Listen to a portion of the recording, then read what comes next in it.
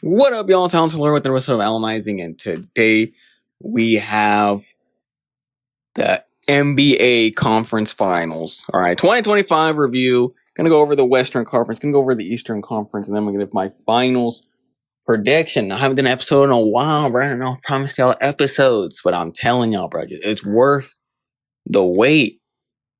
I'm telling y'all, bro, it is worth the wait. Y'all will see. But we're going to continue on this. We're going to start up in the West as the OKC faced the Minnesota Timberwolves, and OKC dominated them in 5. Quick recap of the 5 games. So in game 1, OKC blew out the Wolves. Shea struggled in the first half and was foul baiting, but in the second half, he turned it around and the whole team followed him. In game 2, OKC went on their avalanche runs again, and it looked unstoppable. And I figured Wolves got to change something in their defense. In game 3, the Wolves, feeling desperate, blew them out. OKC out. They got a huge early lead, and then they never let it go. Game 4, the closest game of the series, as it finished on free throws, which dragged out the game, which no one was happy about. But SGA, Jalen Williams, and Chet Holmgren all combined for 95 points. And then in game 5, OKC turned into an onslaught real quick as they caused 21 turnovers and had 65 points at halftime and became the Western Conference champions in 5 games. All right, so the Magic Johnson MVP, Magic Johnson Western Conference Finals MVP, the whole name, obviously went to Shai Gilgeous-Alexander with 31 points, 5 rebounds, 8 assists, 2 steals on shooting splits of 46% from the field, 32% from 3, and 86% from the free throw line in this series. Like I said, in this first game, he was struggling in the first half with a lot of foul baiting, but then he got into the flow in the second half, and it continued for the rest of the series. Now, I'm going to talk about his free throw attempts eventually, because we all know that's a big talking point in the NBA landscape and NBA media, and just in the talk of the NBA right now, all everywhere, social media, everywhere. It's like the main talking point. But I want to start off with some positive things for SGA first, okay? I want to give, not credit, that's not what I wanted to say. I want to give praise. I want to give him his flowers for the separation that this man has, bro. It's insane the way he gets separation with his little shoulder bump, and he begin, bro, on the space he creates, his handles, how someone can be like a defender could be so sticky close to him, right? And then with one little move, one little shoulder bump, the defender's on the other side of the court, right? His mid-range is phenomenal. He's mastered it. Still alive. The mid-range is still alive. My type of game, you guys know. Kawhi Leonard's my favorite player, so I just love that type of game. Michael Jordan's one of my favorite players of all time. Mid-range game. That's just like the way I like to play and watch people play basketball. And obviously back to SGA, his passing is underrated. Not elite in my opinion, not an elite type of passing in my opinion, but he can for sure pass the basketball. Now, his free throw attempts, all right? I mean, as we've seen, that he had 8 assists during the season. But now let's get into his free throw attempts, all right? He attempted the most in the series with 51. The next highest in the whole series, this whole series, was Ant-Man with 32. So there's a big difference, though. There's a big difference. And though it was also the way both teams were guarding them differently, obviously. The way OKC was guarding Ant and the way the Wolves were guarding SGA. But it was a ton of free throws for Shai. He does get a lot of calls, but I think people do over-exaggerate the treatment that he gets. All right, we've seen the post going around him averaging like 10 free throws a game this season, which is the same to a lot of greats that we've seen, and some of them he's even had less than some of the greats in NBA history. So does he foul bait? Yup, he does. I've seen him flop. They sometimes don't even touch him, but since he'll sense the contact, he will go to the ground, or like he will pretend that he got hit, which, I mean, I don't like that, but that's the NBA, man. He does be foul baiting. But is it an insane amount? No, all right? Like I said, it's part of the game. It's the game of b-ball. I mean, Harden comes to mind, his foul baiting when he was laying up on the rim. He'd always bring his arm up and that'd grab a defender, and they would always call that. So it's just been part of the game. This is not something SGA just made up this season, okay? This has been going on for years now. I don't know why it's highlighted now, maybe because they're winning, which, I mean, that makes a lot of sense because when you win, people tend to pay more attention to you. So that makes a lot of sense. But I think a big reason that it comes is because they win. And I wouldn't put that much emphasis on it, especially with the statistics saying that, bro, he's averaging the same or not less or sometimes even more than the NBA greats in NBA history. But back to the game, all right? I think a big reason OKC won this series was Chris Finch, the coach of the Timberwolves. His adjustments, right? He didn't trap SGA enough, in my opinion. Like I previously mentioned, all right? He can pass. SGA can pass, but that's not his strength. That's not what he thrives off of, right? His strength is how the T-Wolves were defending him. They were keeping him one-on-one, obviously, versus in this situation is versus Jaden McDaniels and his cousin Alexander Walker. So he thrives on the one-on-ones, so he can use his handles, to get to his spots or draw defenders in to foul him. And the Wolves just kept falling into that same trap. They were, what game? I forgot if it was game 2 or game 3. I think it was game 2, where Jaden McDaniels just pushed SGA in one of the times he was going to go to the rim. And he just straight up pushed him, and that was out of frustration. That he's like, oh, he's getting a lot of calls. Well, why are you defending him one-on-one? Well, of course you're going to get some calls. And they would just keep falling into the same trap, right? I believe if the Wolves trapped him more and forced him to pass more, right, to make him actually complete these tough passes with defenders down his neck. You got one defender, right? Like let's say you got Jaden McDaniels, right? He's guarding him at the top, and then all of a sudden he's going to try to make his move, bring his cousin Alexander Walker, trap him. He's gonna have to give up the ball. He's gonna have to force. You're forcing him to give up the ball, and that's what they should have done, okay? They just, I don't know why they didn't. With these defenders down his neck, he would have had more turnovers, and OKC wouldn't be as efficient scoring, making others score rather than the main scorer. And it would have limited his foul baiting because he wouldn't have the ball as much. He wouldn't go to the rim as much because he doesn't have the ball. So that would have fixed 2 problems. But I don't know. Now, one of the reasons why I think Finch didn't do it is because he could have been scared. He could have been scared of the other players getting hot, which it's a possibility. But let's be real here, bro. Shea is the real threat. Okay, not anybody else. No Jalen Williams, not Chet, not Caruso. The real threat is SGA. So I think it was more of a style of play pride where, we have great defenders and this is how we defend. We defend one-on-one. We have great wing defenders. That's what we do. And we're going to beat you this way. So I think Chris Finch's pride, the team's pride and ego played a role in this. And I think that's what beat him. That lack of adjustment is what beat him, in my opinion. Now going on to the rest of the players, Jalen Williams and Chet Holmgren were great in the series. Jalen went for 22 points, averaged 22 points, 7 rebounds, 4 assists, 2 steals on shooting splits of 49%, 46%, and 83% from the field. I think he's clearly a great number 2 option. He's a great defender. He can score from different ways. He doesn't really need to handle the ball to get it going. And then when he does get it going, good luck trying to stop that guy with SGA on the other side. And then Chet, he averaged 18 points, 6 rebounds, 2 assists, 2 blocks. A big part of the big 3. He's tall, obviously, great defender, lengthy, can shoot threes, can handle the ball pretty well, finish at the rim, all while being 7 feet. All right, they are the ones that pushed OKC to victory. The rest of the team, Caruso, Dort, Hartenstein, Isaiah Joe, Cason Wallace, Wiggins, they can all defend. They can all score threes, which makes them the best team in the NBA, in my opinion. They're so deep. They're basically subbing in for the same guys, same wing defenders, same 3 and D guys. That's what I should have put low-key instead of saying they can all shoot and score threes. They're all 3 and D guys.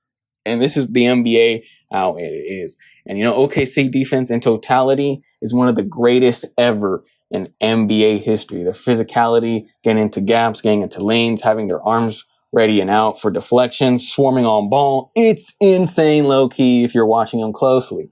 They are at 1 or top 2 in every defensive category this year. which is how they beat Minnesota, which leads me to the main catalyst for Minnesota. Ant-Man, Anthony Edwards, who averaged 23 points, 7 rebounds, and 5 assists on shooting splits of 47% from the field, 28% from 3, and 69% from the free throw line for the series with 16 turnovers. I'd say the only 2 good games he had was game 2, where he came out super aggressive with 32 points on 26 shots, and game 3, where they blew them out. And he was also aggressive in that game. But for the rest of the games, he wasn't, because he wasn't as aggressive. For the rest of the games, he only had 13 shots, another 13 shots, and then 18 attempts in game 5, I believe, which is not enough for him because he is a scorer. That is his main attribute. This is what he does. He scores. He's not a point guard, but that's exactly what OKC Thunder forced him to be. All right, they would start him off like when he would come up the court, in half court. They would start him off with Lou Dort. Lou Dort would guard him for a bit. He would like have him until he would go inside the paint, and then when he would go, inside the paint to get above the rim or attack the rim, that's when the defense would collapse on him. All the OKC defense would collapse on him and triple team him going to the rim. Obviously, he would get frustrated, so then he started settling for threes. And though he had a high 39% from 39% 3-point percentage in the regular season, OKC wanted him to make more threes, to take more threes than go above the rim, because that's his specialty. Okay? That's his specialty. His specialty is attacking the rim, going above the rim, because he has insane athleticism. So what do they want him? They wanted him to take threes. And he took 39 threes this series, more than anyone else on the court. And he passed the ball frequently, which is not, like I said, it's just not his game. He is a scorer. So as an Ant-Man supporter, I was frustrated with his quotes. How did it kind of hit you for the fact that you guys both struggled at the same time tonight? I don't look at it like I struggled or he struggled. They had a good game plan, making us get off the ball. Especially for me, man, they was super in the gaps. I made the right play all night, so I don't really look at it like I struggled. I didn't get enough shots to say I struggled, so that might be how you guys look at it. But yeah, I didn't struggle at all. I made the right play. Or then when the series ended, he said, I don't know why people would think it would hurt. I mean, it's exciting for me. I'm 23. I get to do it a whole bunch of times. I'm hurt more so for myself, for Mike. I came up short for Mike. Like I said, we tried last year. We couldn't get it. We tried again this year. We're going to try again next year. But hurting is a terrible word to use. I'm good, yeah. Like, first of all, man, my buddy Ant-Man, okay? I'm a supporter of you, bro. I like you. I think you're what the NBA needs. But yes, you did, bro. You struggled. You struggled, okay? Because you fell right into the Thunder's plan. You fell into their plan of you taking threes, of you settling for threes. That's what they wanted you to do. And then you can't take these things for granted. Okay, yes, you are young. You're a young guy. I think you're 23, 24. But that doesn't mean that you will always have opportunities to make it. Look at Dan Marino. Bro went to the championship like in the second year and never went back. There's a multitude of examples of guys that they may go to the finals one year, or they got close and they just never went back, or they never went to the finals at all. So you can't, bro. Like the great Allen Iverson. Allen Iverson, he went to the finals in 2001, never went back, never won a chip. Like, bro, you can't take these things for granted. So I didn't like the attitude from him. I hope he improves on that, because he's a great player, man. And I think he still has to adapting to do. I think he really needs to work on his mid-range, because he doesn't really have one. He really just goes to the rim or shoots threes. And I think maybe he should work on some post-up moves, get into his spots. He doesn't have to be a mid-range player like SGA, but just like have some shots there. So when you have no other option, you got that in your bag. So I think that's what he's going to work on in the offseason. His co-partner, Julius Randle, he didn't fare so well either in this series, with averaging 17 points, 6 rebounds, 3 assists on shooting splits of 48% from the field, 48% from 3, and 86% from the free throw line. It doesn't look bad at all, those numbers don't look bad, especially the 48% from 3, but he actually really struggled in this series with his predictable habit of going left, which is a shame, because for the two previous series versus the Lakers and the Warriors, he was the one that was carrying them. But in this series, the Thunder defense, they just shut him out of games, which was pretty sad to see. But hey, I thought he was becoming a legit second option, and this kind of dropped his stock. So I feel bad for Randall. Game 4, the rest of the T-Wolves really stepped up in that game. McDaniels, Nickeil Alexander-Walker, and DiVincenzo all had 20-plus points, and they didn't manage to win the game. And the rest of the series, the bench was either hit or miss, basically. It really came down to OKC is just a better and more tenacious team, and they're ready to grasp the chip, in my opinion, which we will talk about later on in the preview. But moving on to the Eastern Conference, where the Pacers took on the Knicks, and the Pacers pulled it in 6 games. Starting off with the 6-game recaps. In Game 1, New York choked a 14-point lead as Aaron Nesmith brought them back with some threes, and then Halliburton hit the sky-high buzzer beater to send it to overtime, where the Pacers won. In Game 2, Siakam dropped 39 points, and MSG got real quiet, being down 2-0. Game 3, while being down 2-0, the Knicks reacted with a 20-point comeback led by Cat with his 24 points and 15 rebounds. And in Game 4, Hallie went for 32 points, 12 rebounds, 15 assists, as Spicy P went for 30 points with their fast-paced offense. In Game 5, Brunson and Cat combined for 50-plus points, and some adjustments slowed down the Pacers. And in Game 6, New York had 18 turnovers that led to the Pacers' fast break points. And in the third, they separated themselves with Spicy P scoring 31 points, which then the Pacers were crowned Eastern Conference champions. The Larry Bird Eastern Conference Finals MVP was given to Pascal Siakam. I don't even know what I was going to say. Pascal Siakam, which actually surprised me. Okay, I thought it was going to be Halliburton. I really thought it was going to be. I seen people saying, if you watch the series, it was Pascal's, which I don't necessarily disagree with. Because he was a huge part in why they won, obviously. But the Pacers' offense runs through Halliburton. Right? We don't even run plays for Spicy P. He just be at the right spots. But comparing the stats between the two guys in the series, Spicy P went for 25 points, 5 rebounds, 24 assists on shooting splits of 52, 50, and 67. While Hallie had 21 points, he averaged 21 points, 6 rebounds, 11 assists, 3 steals on 45, 33, and 82 shooting splits.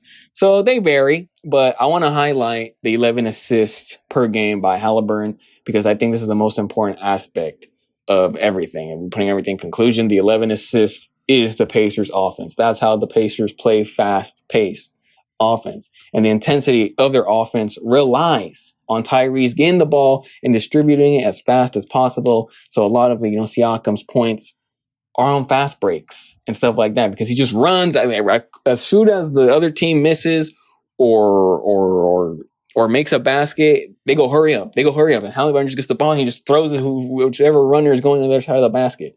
And that's how they got their points, which I can't knock him. All right. He be hustling for his points, and his 39 and 31 point games obviously helped out the Pacers.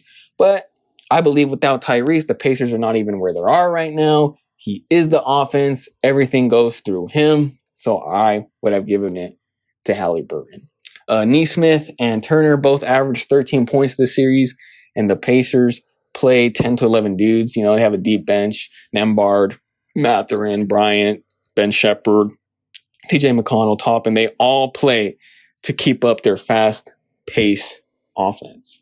For the Knicks, all right, the Jalen Brunson Knicks superstar, he averaged 31 points, 3 rebounds, 6 assists on 50, 35, 92 shooting splits. He played well enough to win, to be honest. I think he played good enough for them to win.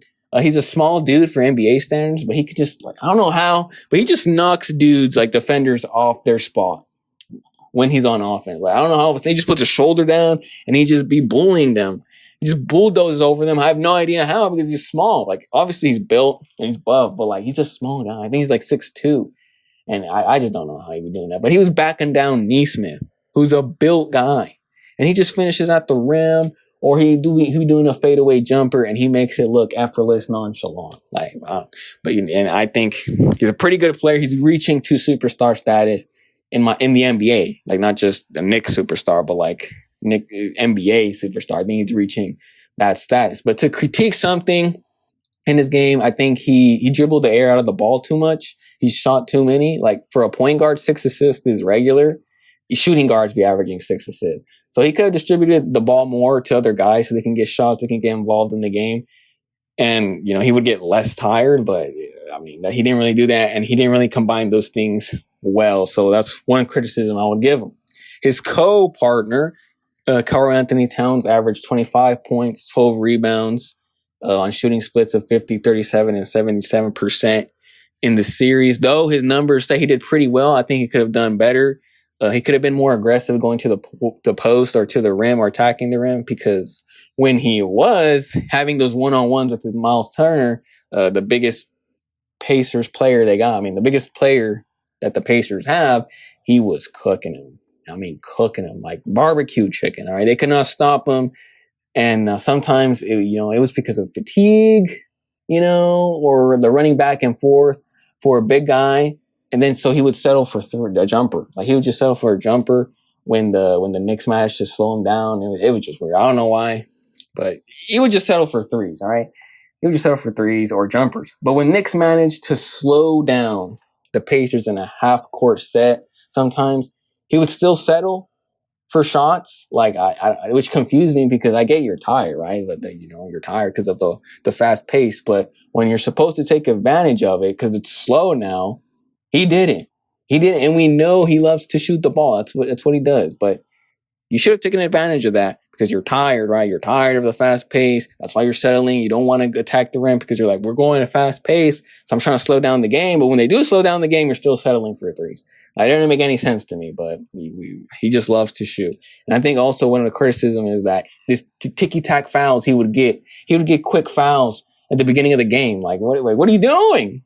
It would force Thibodeau to play Robinson more minutes, and then he would get hacked, and it was just a chain reaction for the Knicks, and that lost him some momentum. So Cat could have been better in that. And I think lastly, what the Knicks fans have been getting on him is his defense, or his lack of defense, which at first I was like, I didn't even notice him on defense, but I think that was the problem. The problem was that I didn't notice him, that we didn't notice him on defense. So that was kind of funny, but I think it was just mostly the Pacers' pace. It's hard for big men like Cat to keep up with that, but still, all right, this is the NBA. An effort is not optional, okay? It's mandatory, and that's a fact. So, shit. Come on, Cat. And, talking about Thibodeau, we know Tibbs, all right? He doesn't like to rotate more than 7 guys. The starting 5, and, Robinson and McBride would come off the bench. That was pretty much his 7 guys. And he stayed with it for 2 games, the first 2 games, and then he made adaptations. He played Landry Shamet, Ripe, Cameron Payne, more minutes to give Brunson more rest. And he also then put Robinson in the starting 5 and Josh Hart on the bench to have a bigger lineup with Brunson, Bridges, OG Anunoby, Cat, and Robinson. So then when Hart came into the game, he would keep up with the Pacers' pace, which stopped some bleeding. But overall, right, I think the Pacers' rapid pace style of play is what doomed the Knicks. All right, they could rarely keep up with it, and when they did, it caught up to them late in the games because of Pacers heavy rotation and the Knicks lack of rotation or late adjustment to it, and they failed to continuously slow down the game, which led to the downfall of New York.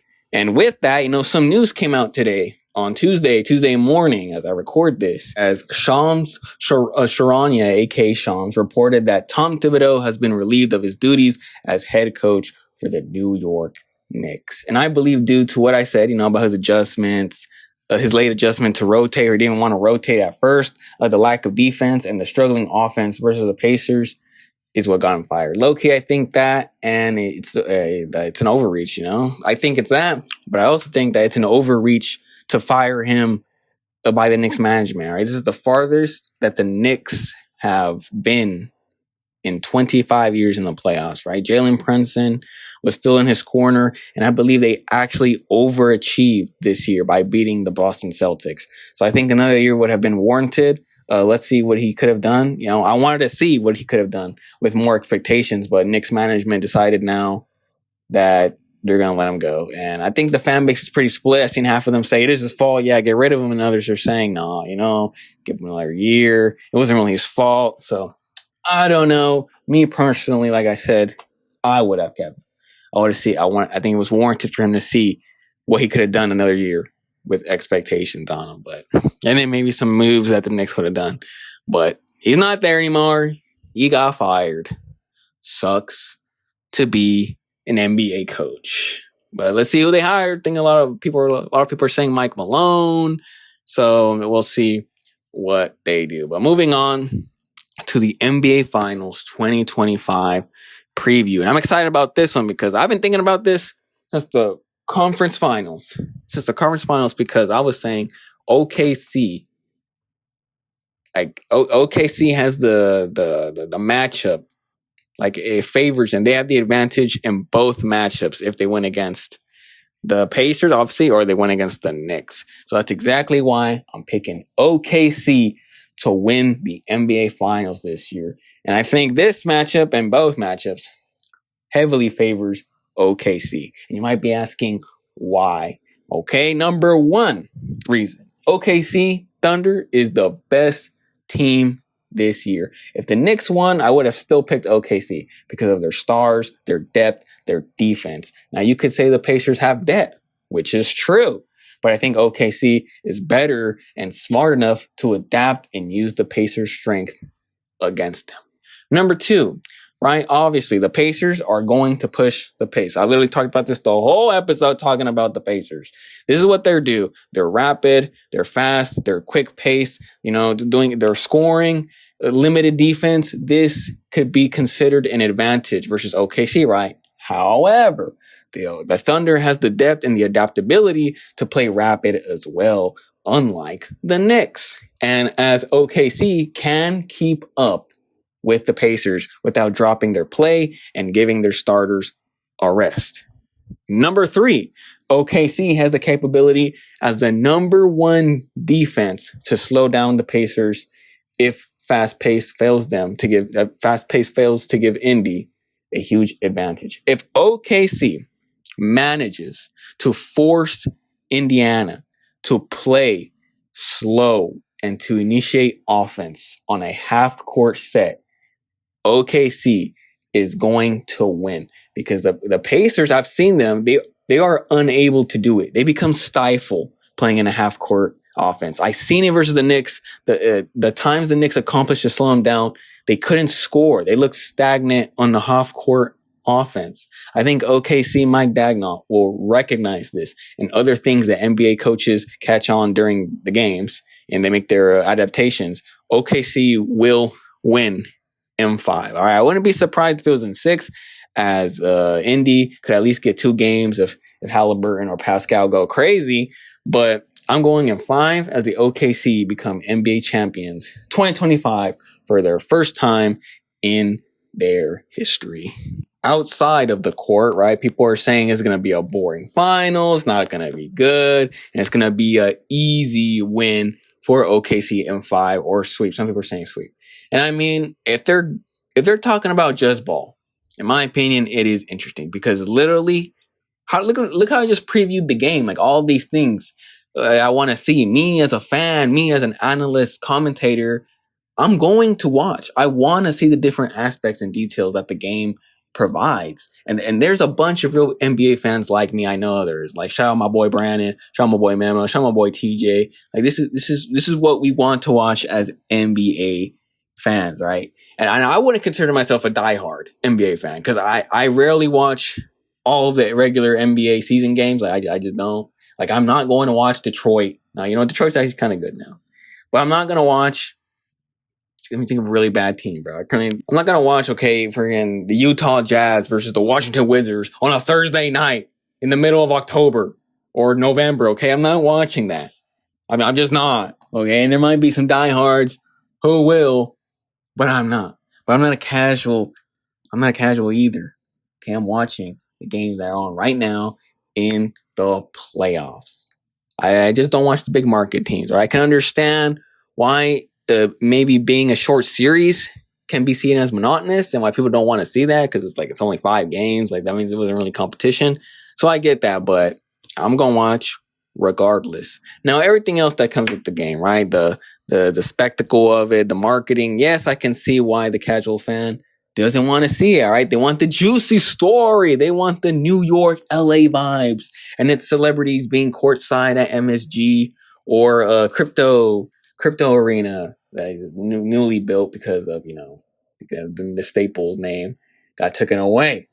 They want the Celtics at the Garden, and I get that, okay? I do. I think, we actual NBA basketball fans need to understand that these people that want this, right? That they want this spectacle, they're not basketball students / enthusiasts. They're just they're just looking to watch a good game to spend their off days when they're bored.